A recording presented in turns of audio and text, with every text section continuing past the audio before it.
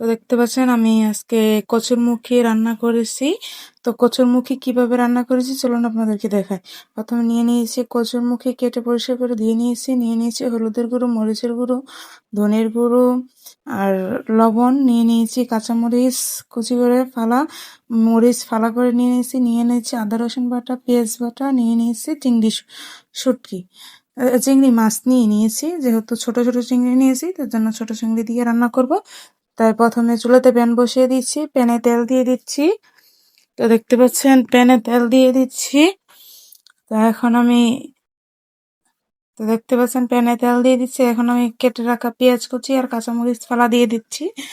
দেখুন কাঁচামরিচ ফালা আর পেঁয়াজ দিয়ে এখন আমি এটাকে ভালো করে নেড়েচেড়ে একটু ভেজে নেব, তার জন্য নেড়েচেড়ে দিচ্ছি। তো দেখতে পাচ্ছেন পেঁয়াজটা একটু হালকা একটু ভাজা হয়েছে। তো তার সাথে আমি ছোট ছোট চিংড়ি মাছ কাটাও দিয়ে দিচ্ছি, এটাও পেঁয়াজের সাথে ভালো করে ভেজে নেব। তার জন্য চিংড়ি মাছের সাথে হালকা একটু হলুদ দিয়ে দিচ্ছি, অল্প পরিমাণে একটু হলুদ দিয়ে দিচ্ছি যাতে এটা ভালো করে একটু কালার আসে, তার জন্য ভালো করে ভেজে নিতে হবে। তো দেখতে পাচ্ছেন চিংড়ি মাছ আর পেঁয়াজগুলো ভালো করে আমি ভেজে নিচ্ছি। তো দেখুন আমার কিন্তু মাছটা প্রায় ভাজা সুন্দর হয়ে গেছে। এখন আমি দিয়ে দিচ্ছি আদা রসুন আর পেঁয়াজ বাটাটা।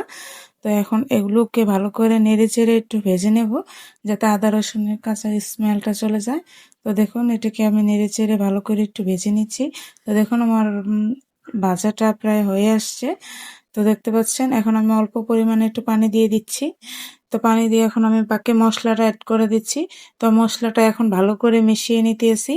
তো দেখতে পাচ্ছেন মশলাটাকে ভালো করে মেশানোর জন্য নেড়ে চেড়ে দিচ্ছি।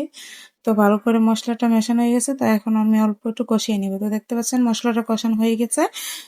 তো এখন আমি কেটে ধুয়ে রাখা গাঁটিগুলো দিয়ে দিচ্ছি। তো দেখুন আমি গাঁটিগুলো দিয়ে দিচ্ছি, কেটে ধুয়ে পরিষ্কার করে রাখা গাঁটিগুলো দিয়ে দিচ্ছি। তো গাঁটিগুলোকে মশলার সাথে এটাকে কচুরমুখী বলে, অনেকে গাঁটিও বলে, তো এটুকু আমি ভালো করে মশলার সাথে মিশিয়ে নিচ্ছি। তো দেখতে পাচ্ছেন কচুরমুখীটা ভালো করে মিশিয়ে নিচ্ছি।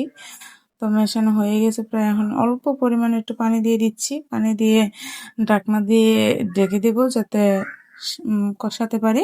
তো কষানোর জন্য ঢাকনা দিয়ে ঢেকে দিচ্ছি। তো দেখুন এখন আবার ঢাকনাটা উঠিয়ে একটু নেড়ে চেড়ে নিতে আসি একটু ভালো করে কষানো তার জন্য। তো দেখুন ঢাকনাটা উঠিয়ে আমি একটু নেড়ে চেড়ে দিতে আসি। তো আর অল্প পরিমাণে একটু কষিয়ে নিব। তো দেখতে পাচ্ছেন কষানোটা হয়ে গেছে। তো এখন আমি পানি দিয়ে দিচ্ছি এক মুখ পানি দিয়ে দিচ্ছি। তো দেখতে পাচ্ছেন এক মুখ পানি দিয়ে এখন আমি ঢাকনা দিয়ে ঢেকে দেব 5 মিনিট, তাহলে আমার রান্নাটা হয়ে যাবে। তো দেখতে পাচ্ছেন উতলে আসছে তরকারিটা। তো প্রায় আমার রান্নাটা শেষের দিকে। তো দেখুন গাটিটা কিন্তু সুন্দরভাবে সিদ্ধ হয়ে গেছে।